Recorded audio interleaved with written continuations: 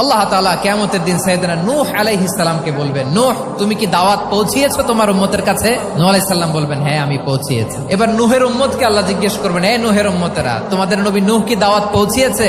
নূহের উম্মত বলবে, না আল্লাহ, কোনো দাওয়াতও আমরা পাই নাই, আপনারাও চিনি নাই, জান্নাতও চিনি নাই, জাহান্নামও চিনি নাই। নূহ আলাইহিস সালাম বিপদে পড়ে যাবেন। তখন আল্লাহ বলবেন, নূহ তোমার পক্ষে কোনো সাক্ষী আছে? নূহ আলাইহিস সালাম বলবেন, আছে। কে?